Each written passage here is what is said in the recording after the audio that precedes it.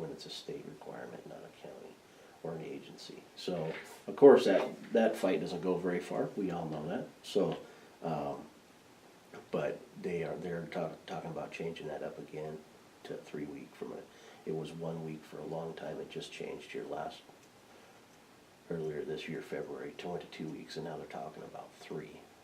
So that changes things a little bit more, and then she'll have to go to detention school as well, so, we're trying to get creative in our stuff, but I think that we need to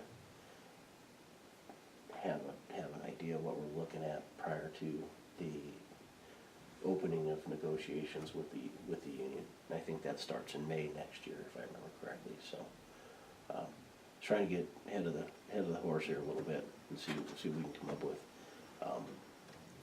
and trying to plan on what the group is gonna, the wish list of things that they're gonna throw at us again, like they always do. So, and I will say this, and I don't know if you guys were aware of it or not, we applied for the MDTs through the Department of Homeland Security grant, for mobile computers and e-tickets and stuff for the cars.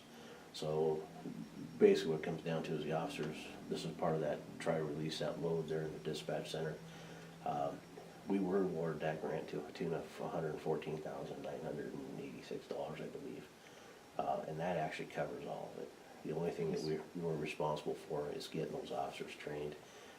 And that's 8 hours of siege and training for them to do that. And then we have the Verizon Air card that we have to pay for. So I'm not sure what the cost. Brandon's would know that. I don't know it off the top of my head what that is. But those officers at that point they can run their own driver's license, their own vehicle plates.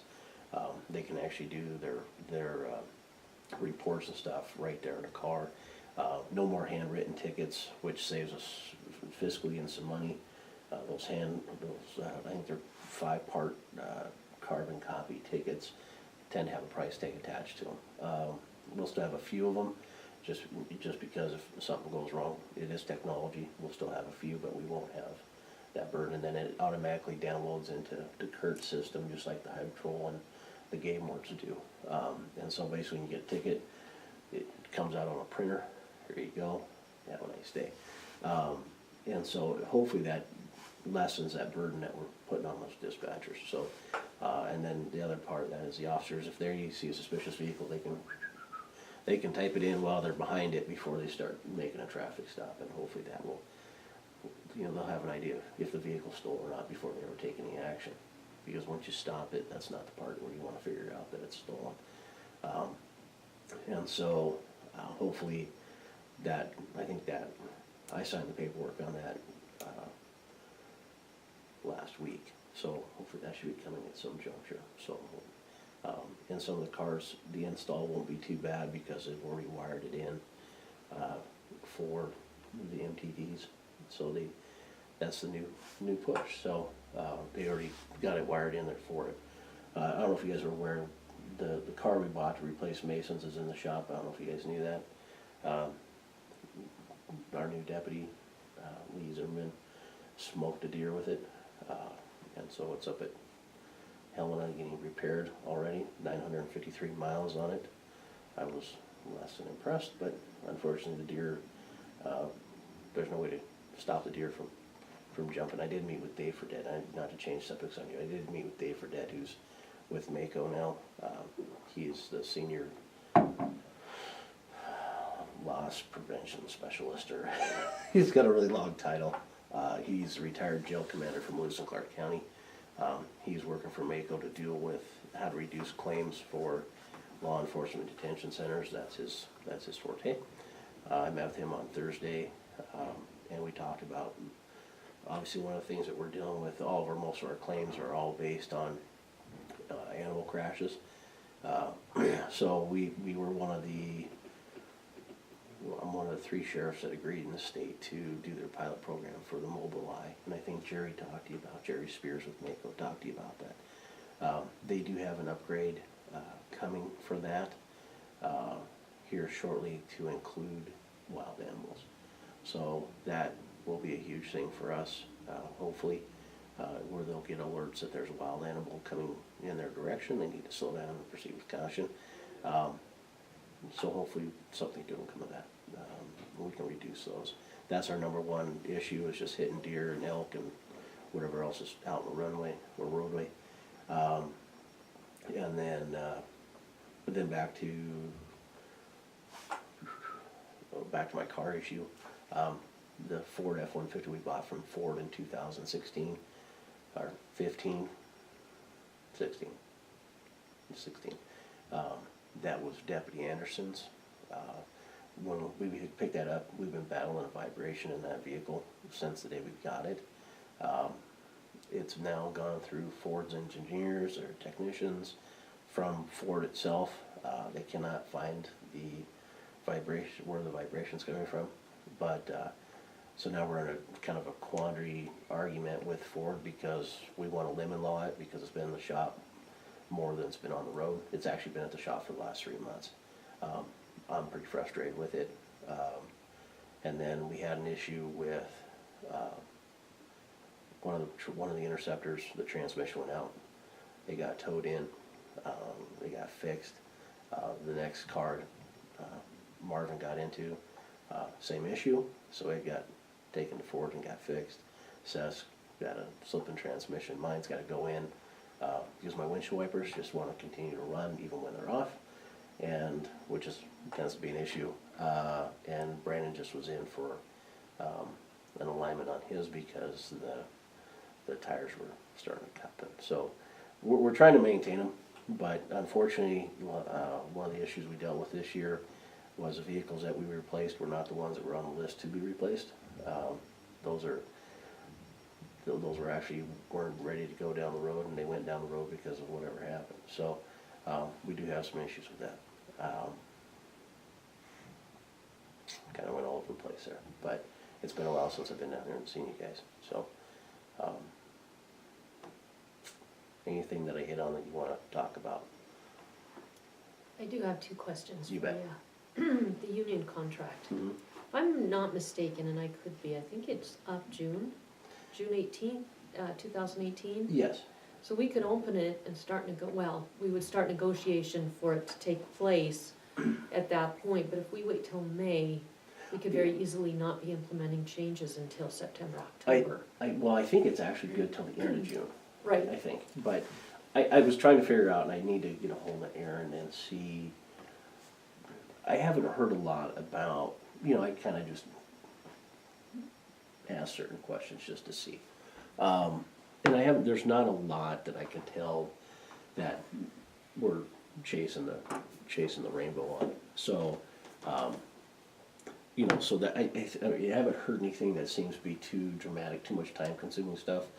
And so I think, I'm hoping maybe we can hit that around April, because there just doesn't seem to be a lot. Everything that we've really had problems with in the past, we've already dealt with.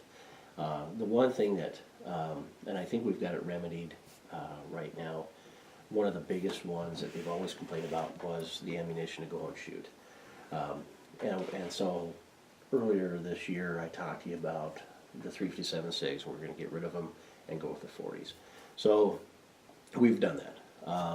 We've traded in all of our 357 SIGs. We got rid of some old shotguns that we had and got all new Glock 40s.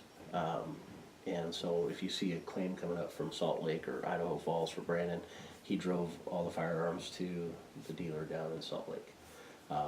And then he tried to get as far as home as he could before he had to take a nap, and I think he made it to Idaho Falls. But that in itself, and I talked about the ammunition costs. It's $37 a box for practice rounds for 357 SIG, where I can buy it for $11 for 40 caliber per 50. So huge cost savings across there, where you're dumping, when they go out and shoot, they're dumping anywhere from $37 to $74, $75 down range for nothing.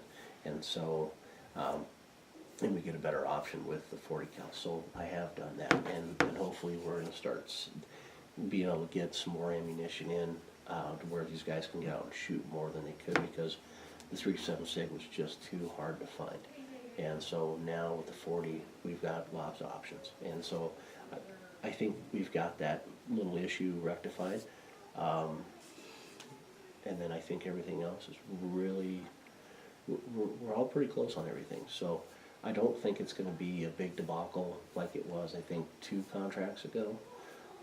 The last one I didn't think went too bad, but the one before that was a very long drawn out process, if I remember correctly. Yeah, I tried to change from, well, to Erin.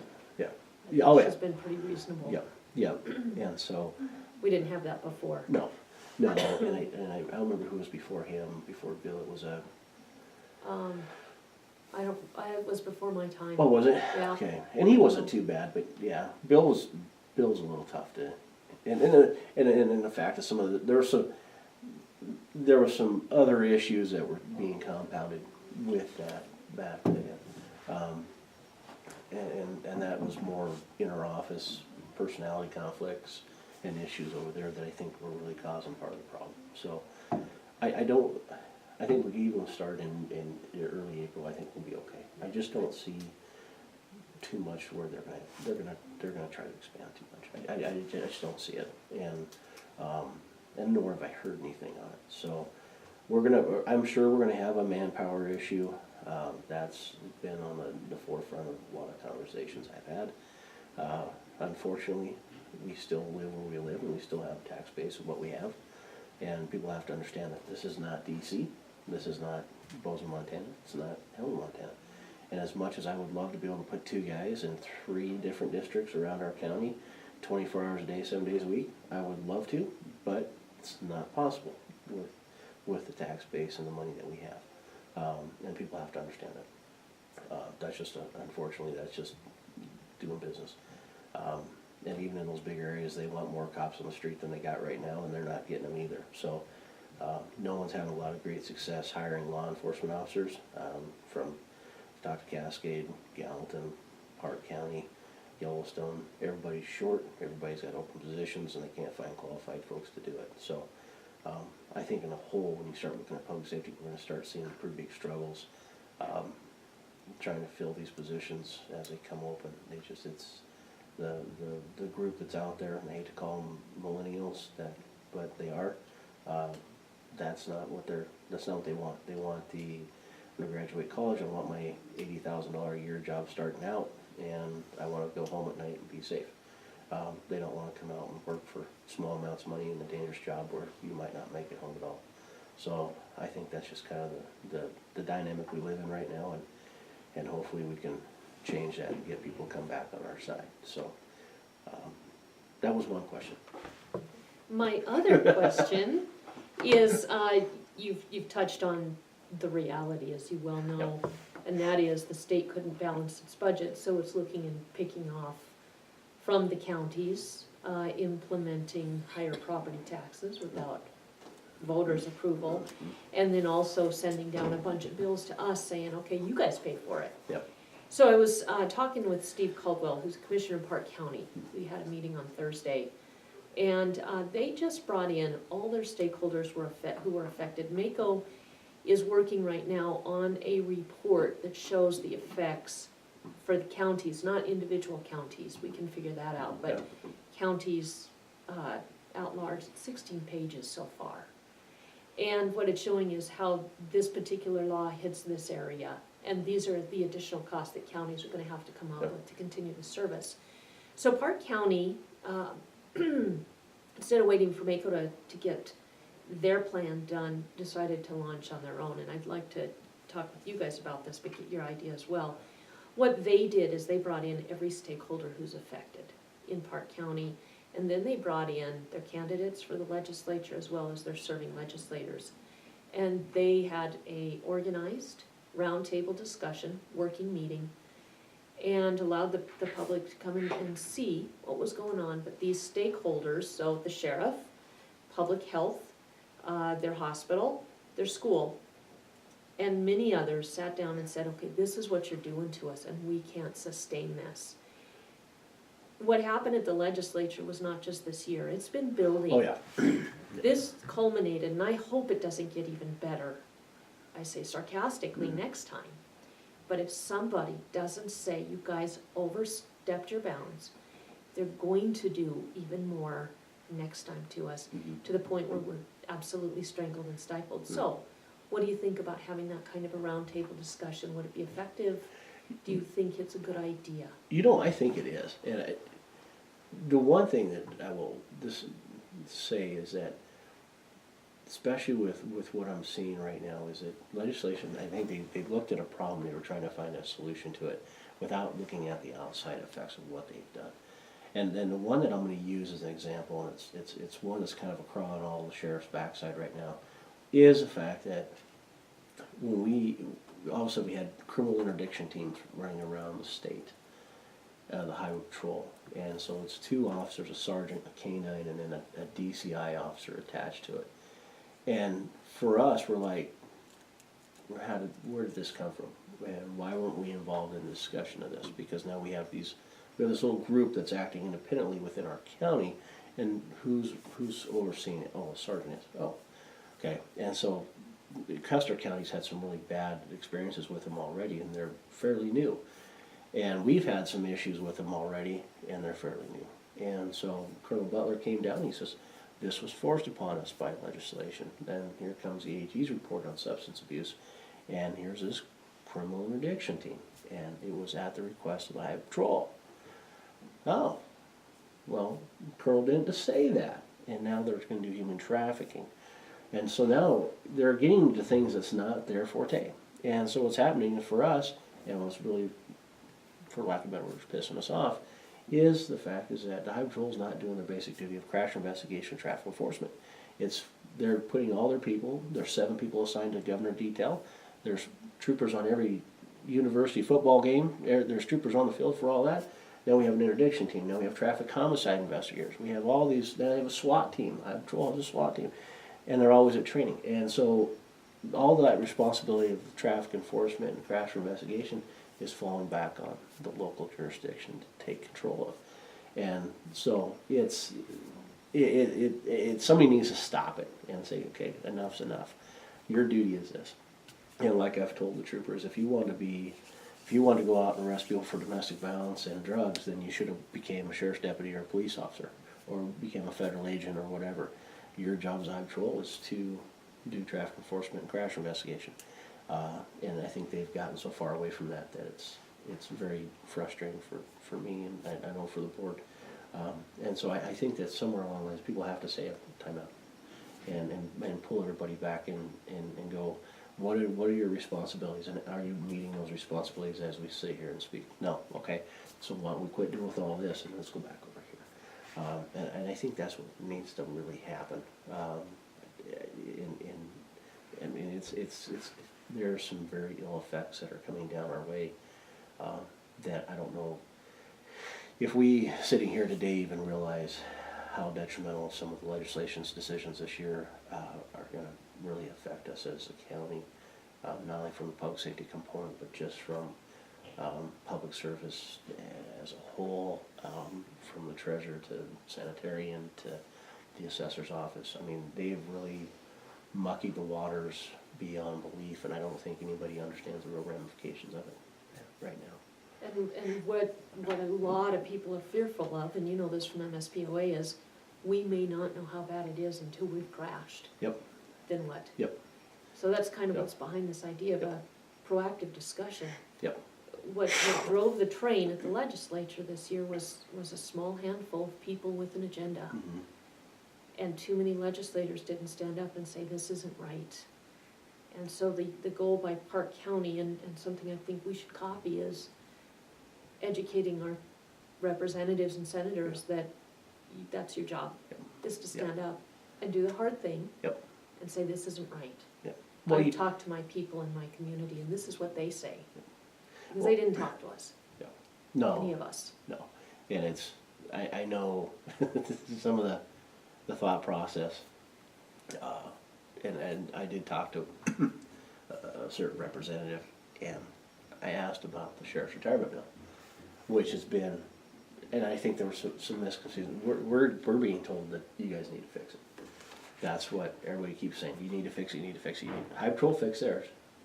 Now you guys fix yours. And so it had been in the legislative committee, I think, 4 different times, trying to find a solution to it. And so when I talked to this particular representative, I said, why do you not support it? He says, well, nobody should be able to retire that early. I said, well, if that isn't the most biased statement I've ever heard in my life. I said, you are telling me that every person I hire is 20 years old and they're going to retire at 40. Yeah. I said, I hired one that was 42. So he's not going to retire until he's 62. I said, so how do you say that's retiring early? Well, it's 20 years. You're more welcome to come do this for 20 years. I see how hard it really is. And we went back and forth, and ultimately he still said no. And the other senator that I talked to, he was the same way. And so there's a misconceived notion that this is chasing fairies and butterflies and picking daisies kind of job. This is not what it is, and it's hard to keep people even for 20 years. So it's that mentality though, and I know here we have a huge agricultural community, and that's the thing, is none of those guys that I've had a conversation with want to see anything tax-wise change, and I can appreciate that. I don't, hell, mine go up all the time too, and it just drives me crazy. But it's life in an aspect. But they have to change some of those other issues that are out there, and so it's.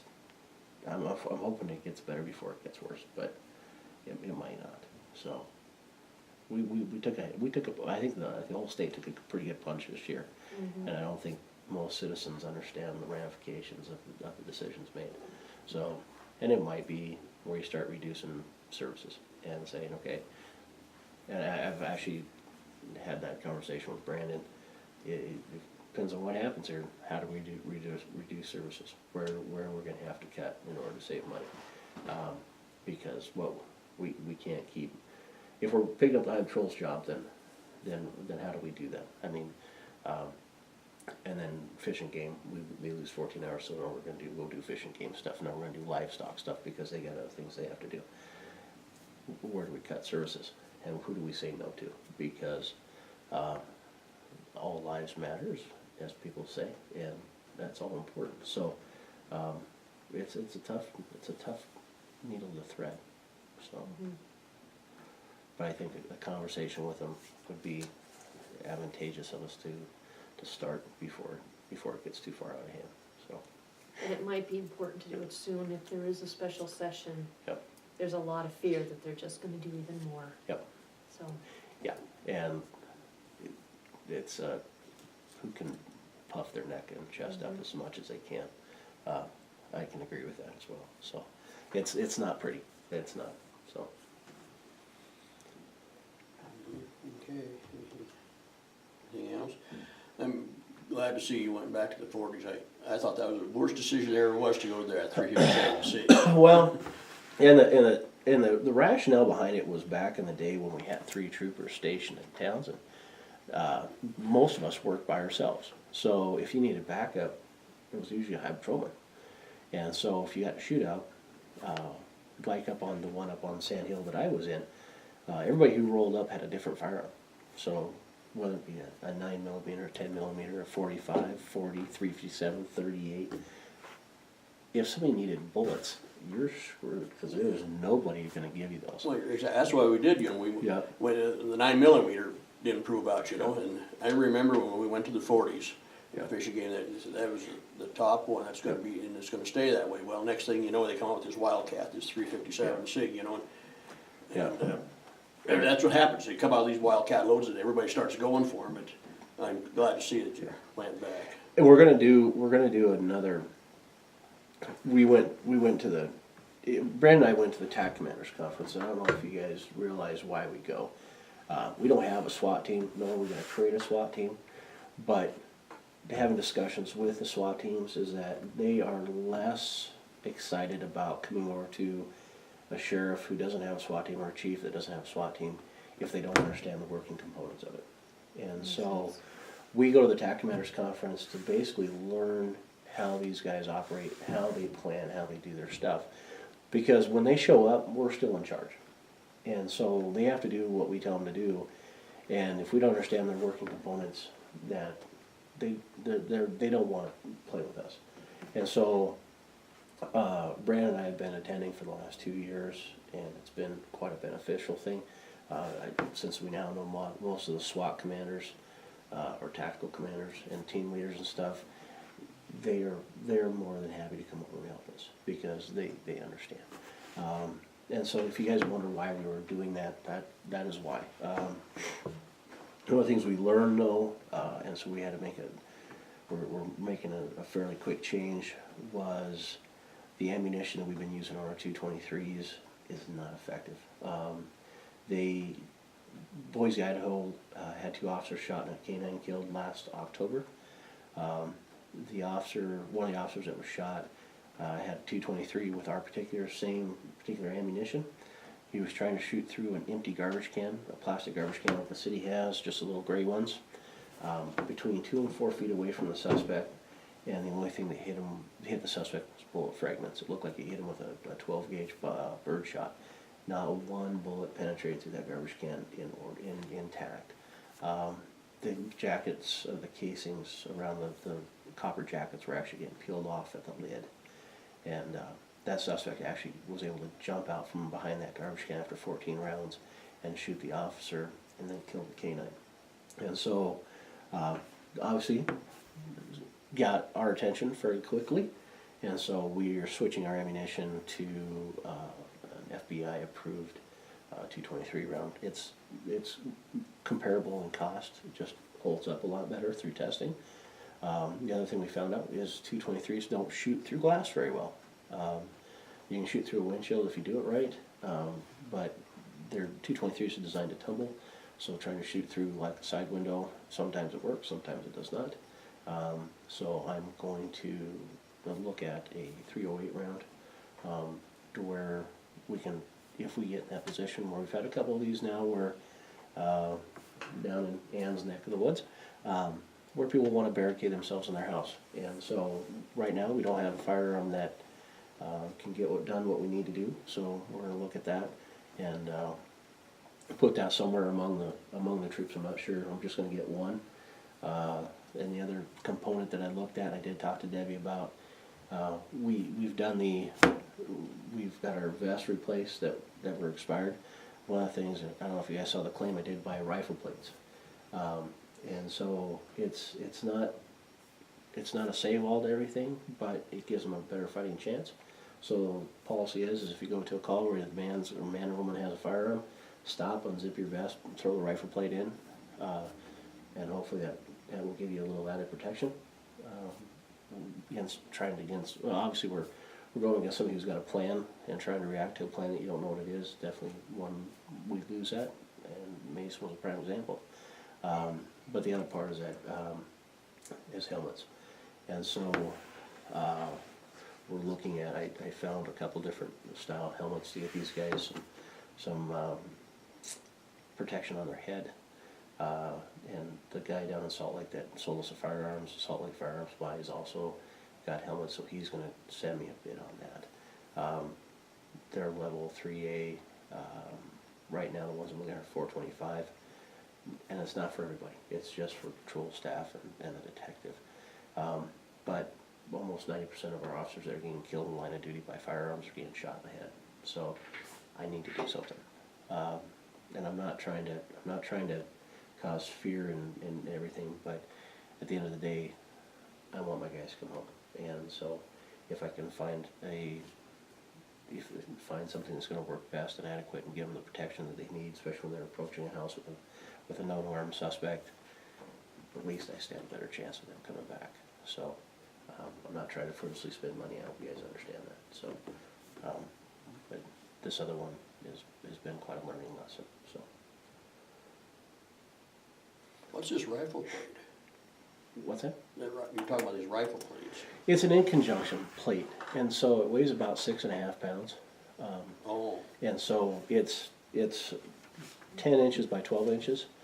And so the new vest carriers that they have a zipper in the front instead of the Velcro that wears out. And so there's a pocket in there, so they can unzip it. slide that plate in that pocket. So if I remember correctly, they're supposed to take, if they have their soft travel plate in there, I think they'll withhold 5 rounds. You know, so, See, our old vest had that tungsten plate, you know, yeah, a small one. yeah, it was about Yeah. 6x8 or something like Yeah. that. Yeah, this one's bigger, and so, and it's designed to take a rifle round. And not, you know, I don't know if it'll take a 300, but, it's supposed, I think it's supposed to take 223, and a 308, I think, is what they're supposed to do. So, it's an in-conjunction plate, it wasn't the creme de la creme, but it was just a little source added protection. Yeah, I was just curious when you said that. Yeah. And the problem is, of course, when you get hit in a small plate, all that energy, you're trying to push all that energy through a small plate, where this one is bigger and it's thicker, so if they do get hit, I'm not sure it's not gonna incapacitate them anyways, because it's gonna feel like getting hit in the chest by a car, but, at least they should be able to survive it, so. Okay, anything else? Okay. Well, thank you. Did I throw enough at you today? Absolutely. Okay, so, now I will tell you also, I'm gonna be working, on a project for the next 3 days. Trying to trim a house, so Brandon should be here, Seth will be here. I'm in town, I'm just not gonna be in the office, so if you have something, feel free to just call me. We can address it, so otherwise I will be back Friday, have a Board of Private Security meeting, that I have to do on Friday. And then should be back to business as usual, I hope. I'm kinda tired of living out of hotel rooms, so we'll see how it goes. But, okay, Okay, well, thank you. you're welcome. Thank you, and have a splendid Monday.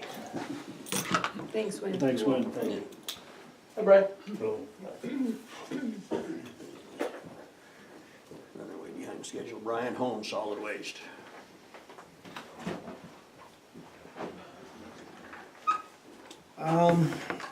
Again, I'm still on medical leave, so as far as what day-to-day operations are, I'm a little cloudy on those, but we did have an employee leave us.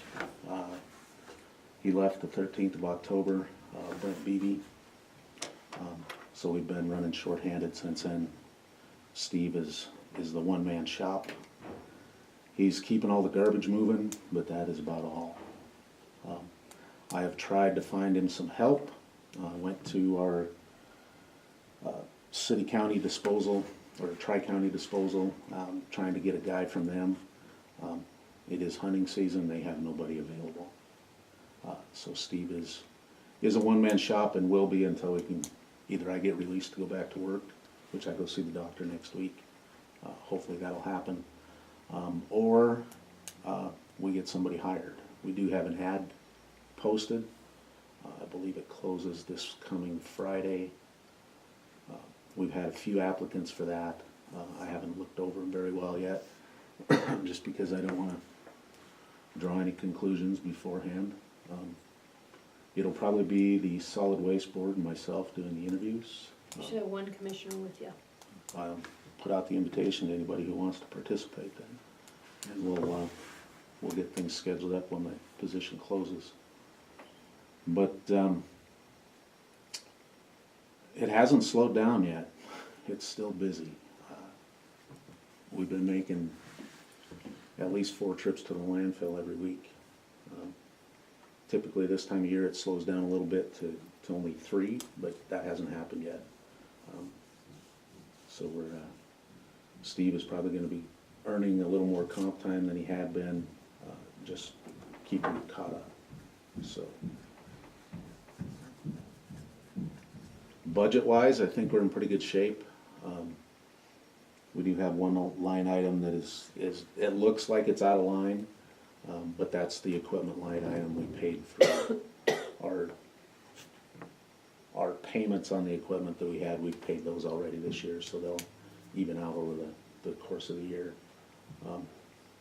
But I think total line item on a percentage of budget used for the first quarter of the fiscal year was we were a little over the 25%, but like I said, most of that is in that equipment budget that was front-end spent instead of on the backside. Revenue-wise, scrap metal prices are down a little bit. I'm not quite sure what we're gonna end up doing with our scrap metal. The company that did come in and bail it up for the last few years they've sold their baler, and they kind of retired out of the scrap business. So we may end up just getting a hold of Pacific and have them haul it off for us. Pacific doesn't typically give the best pricing, but they get the job done, so. And that's about it, really. It's just been a lot of garbage.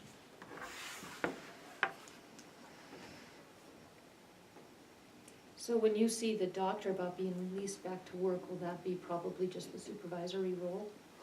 I'm not Start? sure. Okay. I've been upgraded on my physical therapy. I'm getting to do a little bit more. When I was to see him last time, he said, I don't want you doing any driving or climbing into equipment yet. He's had people tear their shoulder at that point, Sure. doing it too early. So hopefully he'll release me to do a little bit more of that stuff. But I've been going in once a week and getting caught up on the paperwork and keeping the claims up to date and that kind of thing, so. I just can't do anything, yeah, other than paperwork, Okay, but it's coming along. It's getting better, day by day. good.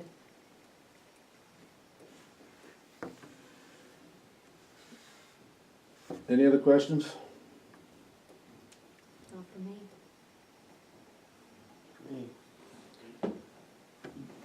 Well, thank you. You bet.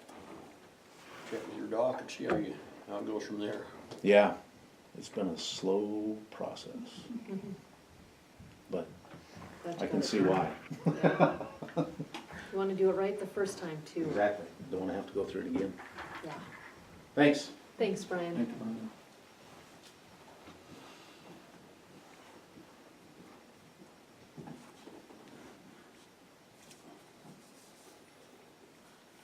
Okay.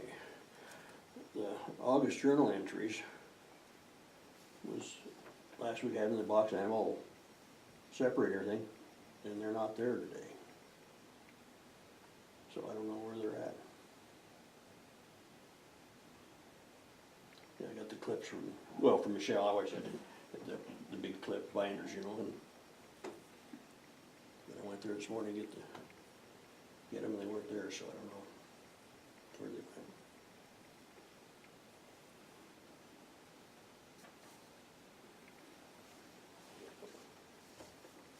Is there anything else? Yeah, there is, yeah, we'll need those before we can vote to approve them. We have a org chart. I asked Debbie to send it out to us each. She did the one that went with the budget to the state. It's dated August 29th, and I would like to go ahead and vote to approve the org chart for Broadwater County.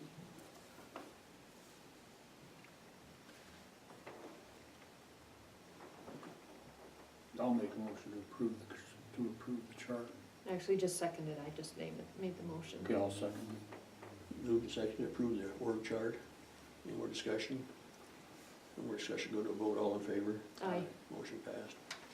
All right, that was easy. The other thing is, we have a, let me get the term right. This is from DIS and our sonic wall that was installed in 2014, has a 3-year license.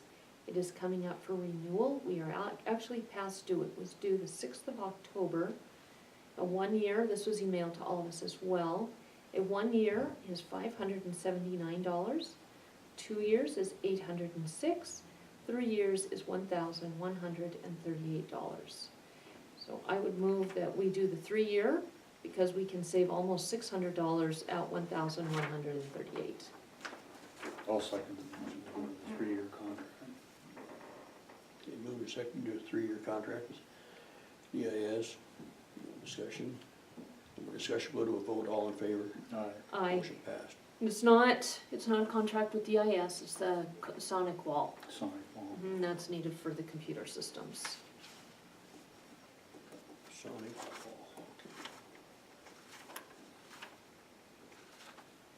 And did you guys already address the invitation to the American Legion for the American Legion commander? Yeah. We got the card, but I have that THS board, the THS board and the annual meeting is the same night. Okay. All right.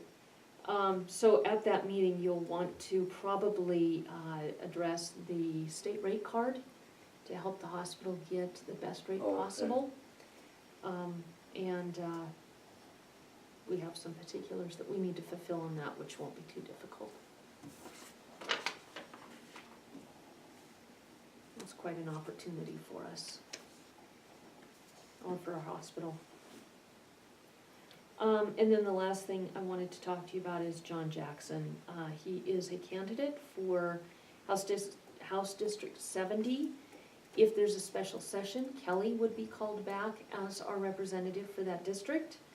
Our senator is Scott Sales. He has 2 more years before he is termed.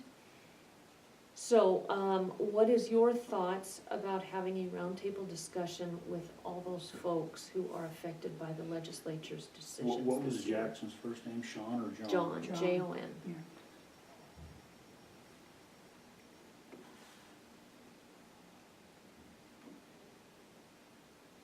Yeah, I would think we'd be better off to have one before they do call a special session. If they do. Right.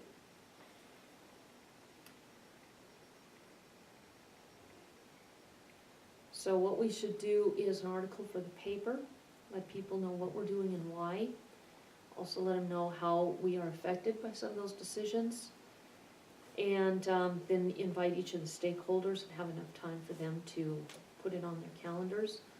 So what do you think as far as timeline?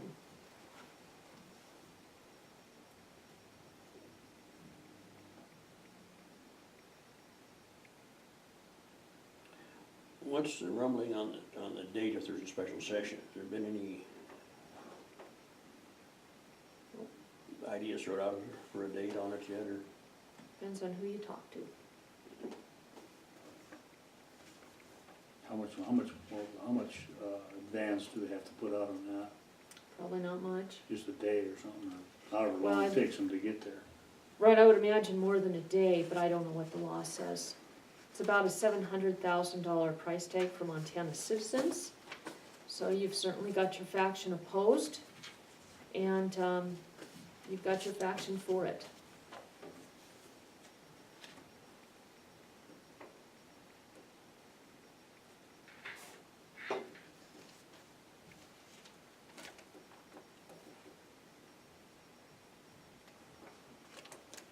I would suggest around about the second week of November, maybe on a Wednesday.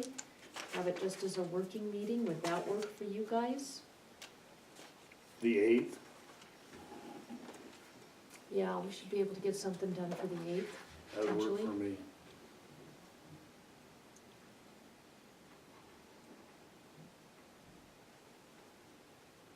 I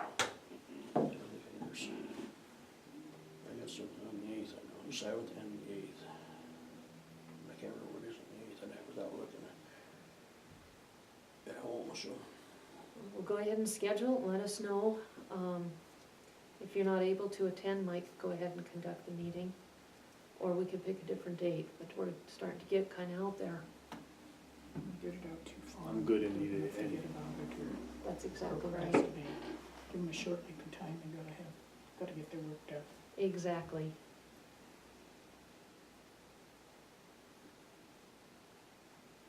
Also, the 7th is the meeting with BOR. Is that the meeting that was gonna be on the 31st? Mhm. Oh, Yep. Okay, Okay. I can't make it on the 7th, I know that.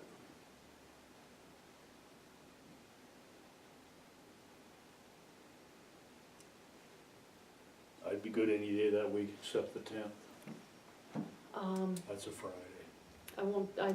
you'll never get people to show up on the 10th, on a Friday. Yeah, Mondays, we have commission. Tuesday of that week, we have BOR. Thursday, something's going on the 9th.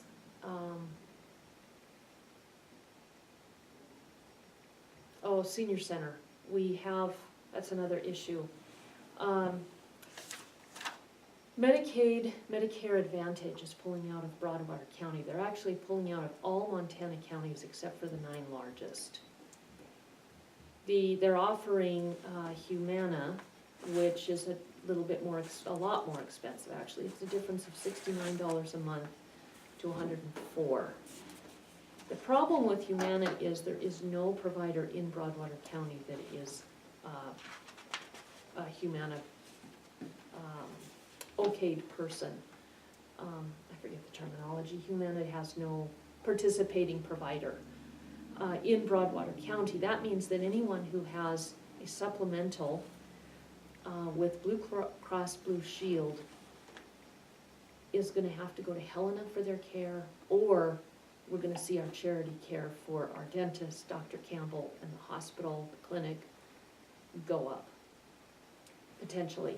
So we've got a very serious problem there. We did talk about it at the Agency on Aging meeting on Thursday, and they are going to have some folks come down to talk to people, educate people, and also start a strategy on if there's anything we can do, what it is. And that's on the 9th. So unless you guys wanna switch the week, I think the 8th is our only day.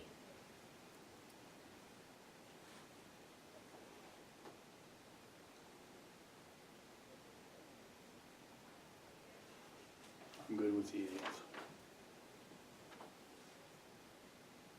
Right, that'll be a busy week, a lot going on. I'll check with him. What is the times on that? Would that be on the 8th, on that meeting? I would suggest our normal business time, 10 o'clock.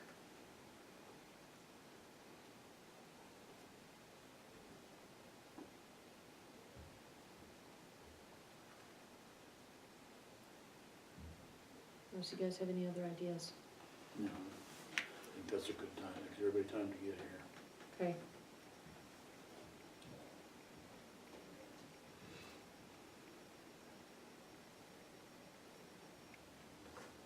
All right, I think that's all I have. I do want to discuss some personnel issues. We have 3 of them. And I have no other business, unless you guys do.